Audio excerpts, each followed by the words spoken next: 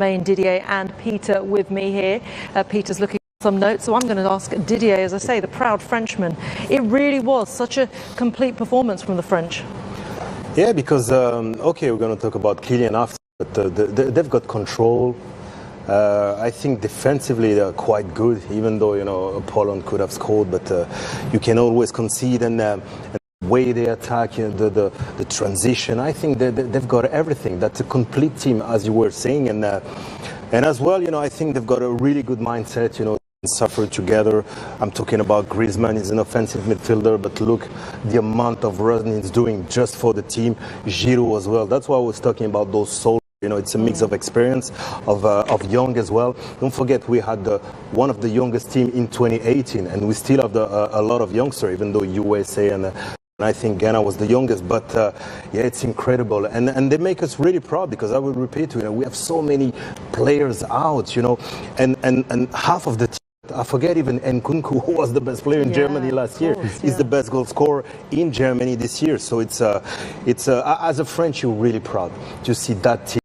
But you can have talent, but it's always a balance between talent and organization, talent and mindset and camaraderie. So a great credit to Dion as well, because over the last maybe 5 tournaments, we had some problem of behaviors. He's laughing. 5 tournaments. We had some problem of behavior. It's something that always comes out of the French camp, isn't it? It's the unrest at a competition, at a big tournament. Yeah, but Lotta, the 5 major tournament, we finished first every time of our group stage, and we didn't have problem, maybe a little bit last year, but nothing really serious. So that's a real consistent performance on the pitch. And when I look at Brazil, for example, they're a great nation, but there's a generation, for 20 years they didn't win nothing. We're so lucky to have a generation since Zidane. We've been in the final even in 2006. We won it in 2018. So we're so proud of our boys. You can't imagine, you know, the last 20 years been absolutely incredible, and we don't know what will happen in this one. It's kind of a little bit of building, isn't it? I mean, we look at USA last night. It is that, isn't it, when you get that young generation who all grow together and build together. And I'm not saying that the USA can achieve those heights. There's still plenty to do, but you see the fruits of that labor of getting that range of talent, to be blessed with the talent in the first place, and then for it all to come together. Yeah, it's you know, you touched it on, is like that French had that kind of little bit of drama. You know, I would say, like, if you have too many stars in the team, so they were not able all on the same page. But I think now you can see it. Everybody's like putting himself a step behind in the country's the number one. You know, and we touched it on with Griezmann.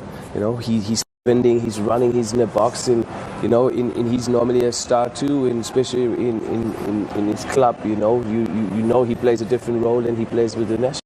But he puts himself behind the guys and say, you know what, I want to win trophies. I want to bring, you know, put this country up on the map, and then with quality going forward, they have the talent, you know. But you can see, I think it's a big part on that plays the coach, you know, who keep them all together. In, you know, you see how they celebrate after games, when they score goals. There's a lot of fun, laughing in the whole thing, and this comes out with. I think as a coach you have to have that feeling to, you know, how you manage them, because a lot of stuff goes now to player management instead of coaching.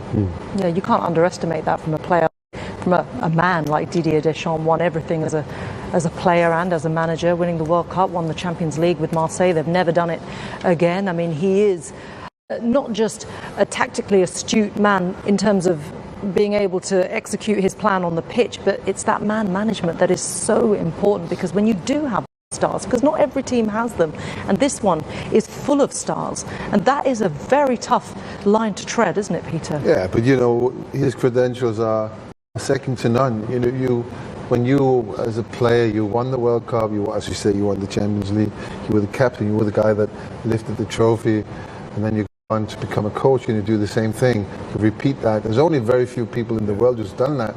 It's top of my mind. Beckenbauer is one of them. But and Zagallo, Zagallo.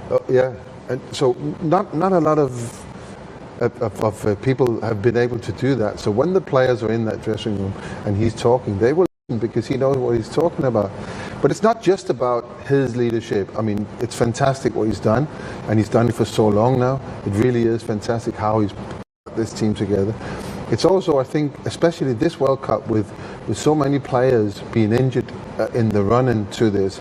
No Pogba, no Kante, for instance. That we knew for a long time. Then the Benzema, then Kimpembe. You know, this is proof of what they do from the beginning of a player's career, or not career, but when the kid starts to play football, and how they bring them through the academy, and eventually that they can produce this group of players of this quality. I know they lost. We saw 9 changes in the Tunisia game. You know, they played all right, but they have 2 teams that could, not 2 teams that could win it, but they've got 1 team that could win it, but with backup if anything happens. And that's incredible when you think about the list of problems mounting up for Didier Deschamps before the World Cup. You think it's like that. But it's not really, you know. And he's a cool character. He takes it in his stride. And another thing I wanted to say, which I won't say he reminds me of Alex Ferguson at all, because they're different personalities. But the fact that they're dealing with top stars, big egos, and you can see how they were on the pitch there with each other. That is fantastic. That a manager is big enough to absorb all that. Because sometimes they're not. Egos have their own ideas. They do things their own way. They want to do it. They want to prepare like they want to prepare, and they have a lot of power, not only in the group but also to the outside world, because they have people's attention. But he does that. Yeah.